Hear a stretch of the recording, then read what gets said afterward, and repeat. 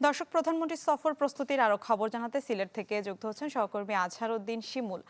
শিমুল, প্রধানমন্ত্রীর সফর ঘিরে বেশ কিছু কর্মসূচির ব্যাপারে আমরা প্রতিবেদনে শুনছিলাম, সেগুলোর প্রস্তুতি কি সম্পন্ন হয়েছে কিনা, সাথে নিরাপত্তা ব্যবস্থা সম্পর্কে জানাবেন। RICL TMX, যুগের পর যুগ স্থাপনা থাকে মজবুত।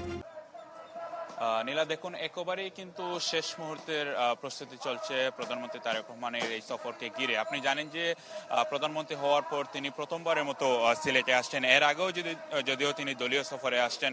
সিলেটে পৌঁছেই কিন্তু তারেক রহমান হযরত শাহজালাল রহমতুল্লাহ আলাইহির মাজার জিয়ারত করবেন। এটা কিন্তু জানিয়ে রেখে একবারে পরম্পরায় কিন্তু তারা এই জিয়ারতে অংশ নেবেন।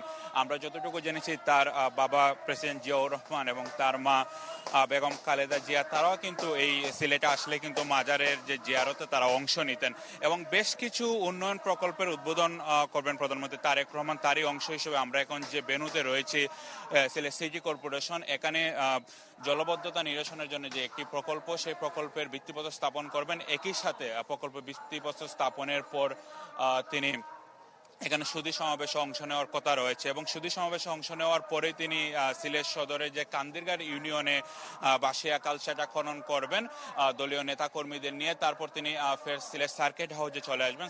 সিলেট সার্কিট হাউসে মধ্যাহ্ন বিরতির পর প্রধানমন্ত্রী নতুন করে যে আয়োজন, তরুণ প্রজন্মকে খেলাধুলার উদ্বুদ্ধকরণের জন্য যে আয়োজন, সেই নতুন করে তিনি উদ্বোধন করার কথা রয়েছে বিকাল 3টার দিকে। সেখানে আসলে সিলেট জেলার যেসব তরুণ তরুণী 8টি ইভেন্টে অংশ নেবেন, তারা এই খেলায় অংশ নেওয়ার কথা রয়েছে। এরই মধ্যে কিন্তু সব রকমের প্রস্তুতি সম্পন্ন হয়েছে। আমরা আইন শৃঙ্খলা বাহিনীর সদস্যদের সাথে কথা বলেছি, তারা বলছেন সব ধরনের নিরাপত্তা ব্যবস্থা তারা জোরদার করেছেন। জানিয়ে রাখি, সিলেটে কিন্তু 6টি ভেন্যুতে প্রধানমন্ত্রী তারেক রহমানের যে অনুষ্ঠান সূচি রয়েছে, একই সাথে তিনি সিলেটের ওভারসিজ সেটাও উদ্বোধন করার কথা রয়েছে বলে আমাদেরকে জানানো হয়েছে। এবং আমরা দেখেছি গত কয়েকদিন ধরে বিভিন্ন আইন শৃঙ্খলা বাহিনীর সদস্যরা কিন্তু পুরো নগরী টহল দিচ্ছেন এবং যাতে কোনো ধরনের আইন শৃঙ্খলা ঘাটতি না হয় সেজন্য তারা আসলে খেয়াল রাখছেন বলে আমাদেরকে জানিয়েছেন। তো নীলা, সব মিলে এই ছিল সিলেটে তারেক রহমানের আগমনের প্রস্তুতির সব শেষ।